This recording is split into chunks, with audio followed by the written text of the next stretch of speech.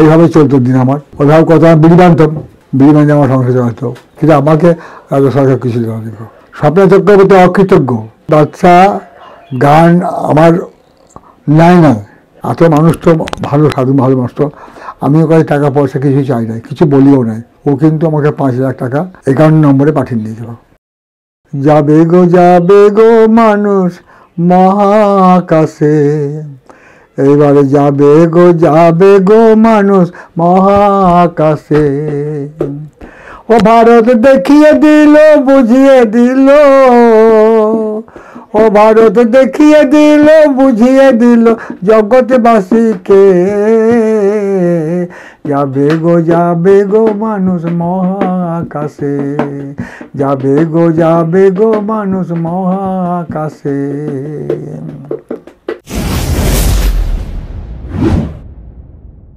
আপনার তো এখন গোটা পশ্চিমবঙ্গ জুড়ে কি গোটা ভারত জুড়ে বলতে গেলে এখন প্রায় আপনাদের সবাই চেনে, আপনার অনেক সুনাম। আর এই সুনাম অনেক আগে থেকেই ছিল আপনার, যেটা আমরা সবাই জানি। তা আপনার যে এই গান করছেন এতদিন থেকে, আপনার গান করে কি আপনার কোনদিন আর্থিক অনটন কি কেটেছে? গান করে আমার কোনদিন আর্থিক অবস্থা কাটে নাই, তবে একটা মসজিদের লোকশিল্পী বলে একটা পার্টি ছিল, মসজিদের লোক সংস্থা, সেই পার্টিতে আমি কাজ করতাম। তারা আমাকে নিয়ে যেত, আমার গান গাইতো। গভর্নমেন্টের টিম ওই হয়তো 12টা 10টা প্রোগ্রাম দিত, ওই 10টা প্রোগ্রাম করে আসতাম, নিয়ে পয়সার সঙ্গে সঙ্গে পেতাম না, পয়সা পেতাম 2 মাস পরে 3 মাস পরে, যখন ওরা পাঠিয়ে দিত আর কি, তখন পয়সা পেতাম। এইভাবে চলতো দিন আমার। ওইভাবে কত আমি বিড়ি বানতাম, বিড়ি বানিয়ে আমার সংসার চালাতো, গান করলে পয়সা পেতাম না। আচ্ছা, এর আগে তো আপনি বললেন যে রাজ্য সরকারের তরফ থেকে কোনো রকম পুরস্কার আপনাকে দেওয়া হয়নি। আচ্ছা, পুরস্কার বাদ দিয়েও রাজ্য সরকারের তরফ থেকে আপনাকে কোনো রকম আর্থিক সাহায্য করেছে রাজ্য সরকারের তরফ থেকে? অনেক শিল্পী তো করেছে, সে তো গণনাট্য বলে একটা টিম ছিল, আছে এখনও। সেদিন ওই আমরা ফিস্টি করে ওদের সঙ্গে, আমাকে কখনো ছাড়েনি, ওরা ধরে রেখেছে। সেই গণনাট্য পশ্চিমবঙ্গ গণনাট্য লেখক শিল্পী সংঘ, ওরা আমাকে মাসে মাস মানে বছরে আমাকে একটা করে ওই টাকা দিত, বলেন তো 2,000 3,600। এটা আমি একবার পেয়েছি, একবার 2,000 পেয়েছি, আরও 1400 পেয়েছি, এর উপর দিয়েছে। আচ্ছা, গোটা বীরভূমটাই হচ্ছে আমাদের বলতে গেলে অনেক শিল্পী মানুষ এখানে বীরভূমে থাকেন, গোটা বীরভূম জুড়ে। তা আপনার কি মনে হয় যে রাজ্য সরকার যোগ্য শিল্পীদের যথাযথ মর্যাদা দিয়েছে? রাজ্য সরকার আমাকে তো কোনো দিন করে না, সব শিল্পীকে হয়তো কোনো শিল্পীকে করেছে, তারা তাদের হয়তো আছে, কিন্তু আমাকে রাজ্য সরকার কিছু দেওয়া দিল। ওই শিল্পী ভাতা পাই, একটা বাস। এর আগে গান নিয়ে মানে মুম্বাইয়ের একজন জনপ্রিয় শিল্পী আছে, মানে বর্তমান প্রজন্মদের কাছে আর কি, মানে উনি খুব জনপ্রিয়, যার নাম বাদশা। তার সঙ্গে একটা বিতর্ক হয়েছিল, একটি গান তিনি মানে আমাদের ইন্টারনেট জগতে হোক বা সিনেমাতে হোক, তিনি একটা গান কিন্তু মানে রচনা করেছিলেন, যেখানে আপনার গানটা কিন্তু ওখানে ব্যবহার করা হয়েছিল। এই নিয়ে অনেক বিতর্ক হয়েছিল সেই সময়। তা সেই ব্যাপারে আপনি কি বলবেন? ওটা ব্যাপার কি, বাদশা গান আমার নাই না, গানটা খুঁজতে খুঁজতে বড় লোকের বেটি গানটুর একটা সংকেত পেয়েছিল। এখন ও বলে মুখটা আমি নেবো আর কি, বলেন, বড় লোকের বেটির মুখটা নেবো। তার কারণ হচ্ছে ও জানতো না যেটা রতন কাহারের গান বেটে। আর স্বপ্না চক্রবর্তী যে রতন কাহারকে স্বীকৃতি দেয় নাই, এটাও জানতো না। যখন গানটা করে নিল আর কি, ওনার একটা টিম আছে গেঁদা ফুল, ওই গেঁদা ফুলের মানে গানটা বাকিয়েছিল, 3টে মেয়ে গেয়েছিল খালি, বড় লোকে বেটিল লম্বা লম্বা চুল, এমন মাথা বেঁধে দেবো লাল গেঁদা ফুল, ওই খালি মুখটা। আর বাচ্চা ও কিছু ডায়লগ মানে মন গড়া ডায়লগ নিজে করে ওই গানটার সঙ্গে সংযুক্ত করেছিল। তা আমি তো এসব জানতাম না। যারা বুঝে শিক্ষিত লোক, তারা দেখেছে, তারা ওকে বলেছে যে তুমি আমাদের বাংলা গানটাকে নিয়ে তুমি এরকম গান করছো, আমাদের দেশে বাংলা একটা গান, মাটির গান, লোকসঙ্গীত গান, সেটাকে নিয়ে তুমি ক্লিকবাজি করছো। হ্যাঁ, ওকে বলে আর কি, অনেকে চাপ দেয় আর কি। চাপ দেওয়ার পরে ওকে ভয় পাই সেগুলো আমার টিমটা করেছি, যদি কেস টেস করে দেয় বা কিছু হয়।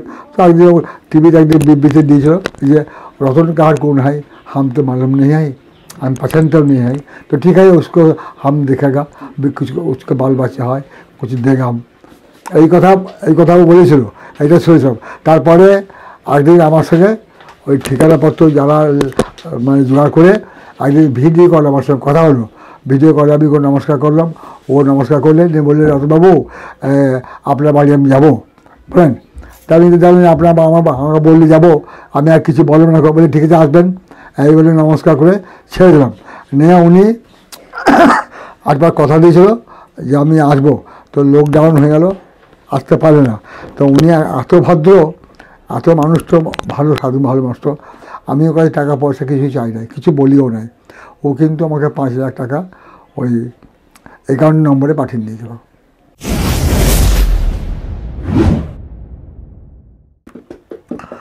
অন্য দেশের বৈজ্ঞানিকরা চেষ্টা করিল, ভারতবর্ষের বিজ্ঞানীরা করে দেখাইল, মারে করে দেখাইল।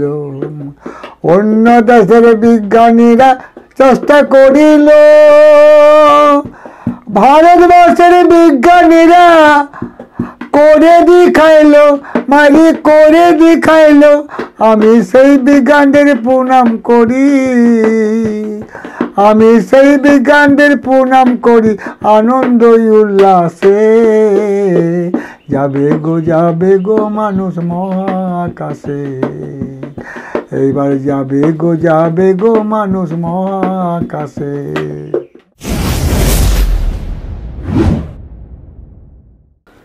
স্বপ্না চক্রবর্তীর কণ্ঠে তো জনপ্রিয় হয়েছে আপনার বড় লোকের বিটিলো গানটা, ওনার সম্বন্ধে আপনি যদি কিছু বলেন। স্বপ্না চক্রবর্তী অকৃতজ্ঞ স্বামী সমস্ত চক্রবর্তীর তো দোষ মানে সম্পূর্ণ আছে।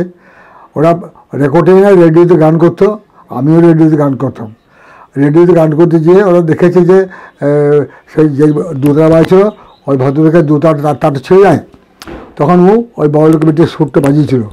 তখন বলছে বা এই গানটার সুরটা তো খুব ভালো, গানের কথাগুলো খুব ভালো, তাহলে আপনি রেকর্ডিং করবেন না, ওইখানেও রেকর্ডিং করে দেয় বলে। তো ওই দুটো গান বুনুন দিয়ে দুপুরে চাল ফেলে হাঁড়িতে আর বড় লোকে বিটিল গেয়ে দেয়, এই দুটো গানকেও রেকর্ডিং করে নিয়ে বলছে যে আপনার এই গানের লেখককে, এই গানের কথা লেখক সুরকে তারা বলতে পারে না, ওরা বলতে পারে না যে আমাকে ওরা খালি বলছে আমি কার বাটা আমি জানি না, তবে আমি জেনে বলবো। 1 মাস টাইম নিয়েছিল, 1 মাস টাইম নিয়েছিল। 1 মাসে আমাকে ওরা বহুবার ডেকেছে, কিন্তু আমি যাই না, কোনো কারণে আমি যাই না। যাওয়ার পর না যাতে ওইটাকে প্রচলিত ট্র্যাডিশনাল করে দিয়েছে বলে। তো এই পর্যন্ত অপরাধ যাই করেছে আমার ঘরে এসে যে আসতো, আমাকে আর বলতো এসে যশোর এরকম গানটা আমি করেছি। এর মধ্যে আরও প্যাচ আছে, ডালঘন্ডির প্যাচ আছে আর কি। তারা চেয়েছিল যে এই গানটার অধিকার আমরা করবো, আমাদেরকে নাম বলে চালিয়ে দেবো, এইভাবে ছেড়েছিল আর কি। যার জন্য এই গানটার ভেতরে একটা ক্রিটিক্যাল ঢুকালো আর কি, না ধরো আমি আর কিছু বললাম না।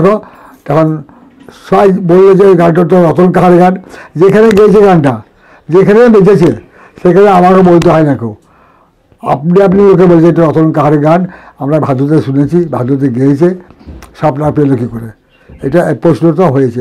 এবং আমি গভর্নমেন্টে প্রোগ্রাম করতে গেছি কুচবিহার জলপাইগুড়ি, সেখানেও ওই আমার কথা উঠেছে যে এটা রতন কাহারের গান, আমি কাউকে বলতে চাই না কেউ। এই পুরস্কার প্রাপ্তির পরে আপনার কি নতুন কোনো চিন্তা ভাবনা আছে? নতুন চিন্তা তো আমার তো অনেক বয়স হয়ে গেছে, বয়স আমার হয়ে যাবে গানের, হ্যাঁ গান আমি করবো মানে আমি লিখবো, যখন আমার ভিতরে আসবে জাগবে, মনে আসবে, মনে পড়বে, তখন গান করবো, তখন গান বলবো। আবার এই পর্যন্ত আমি জানি আমার যার স্বভাব আছে, যাদের স্বভাব তো আর এমনি যায় না, তাদের একটা স্বভাব থাকে, সেই লেখা স্বভাব কি যায়, সেটাকে বলবো, বানিয়ে বলে গান করবো। এইভাবে বিশেষ যতদিন থাকবো আমার গানও থাকবে। এই বছর আমাদের বীরভূম জেলার গর্বই বলা যেতে পারে, এবার বীরভূম জেলাতে 2 জন জোড়া পদ্মশ্রী পুরস্কার কিন্তু মানে পেলেন, তার মধ্যে আপনি একজন, আর বোলপুরের আমার সঙ্গে দেখা হলো, কথা বললাম, আমার সঙ্গে কথা বললো, ওনার সাথে আপনার পরিচয় হয়েছে? হ্যাঁ, পরিচয় হলো আজকে। আচ্ছা, আজকে হলো। আচ্ছা, তা আপনি এই যে গর্বের বিষয়, এই সম্বন্ধে আপনি কি বলবেন, যে বীরভূম থেকে একসঙ্গে দুজন পদ্মশ্রী প্রাপক? এটা আমাদের উনি পেয়েছেন এক ব্যবহার করে, মানে খিথা সেলাইয়ের জন্য ওরা নিয়ে এটা পেয়েছে, সুতো সেলাইয়ের জন্য। আর আমি পেয়েছি গানের জন্য, গান আমার খবরের কাগজে দিয়েছে, অনেক বহু কথা লিখেছে, আমার জীবন কী করে পেরেলো, কী গান করতাম কী না করতাম সবই ডিটেলস খবরটা খবরের কাগজে দিয়েছে। আমি অনেক কিছু করেছি, অনেক কষ্ট করেছি, সে কষ্টও দিয়েছে। আমার গোটা ঘর ছিল, সে ঘরটাও দিয়েছে, সবই বলেছে, মানে কোনো জিনিসটা বাদ দেয় রেখো।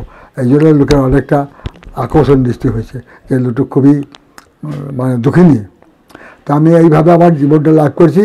কিন্তু ওই ওরা পেয়েছে, এই একজন পেয়েছে যেন বাঁকুড়ার গাছ লাগানোর জন্য, গাছ লাগাইতো, গাছকে জল ঢালতো, অনেক এরকম 3 লাখ গাছও এরকম করে বাঁচিয়ে রেখেছে। আচ্ছা, আর একটা পেয়েছে একজন ওই পুরুলিয়ার এক ভদ্রলোক পেয়েছে। এই 4 জন আমরা পেয়েছি। তারপরে আমার মিঠুন চক্রবর্তী আছে।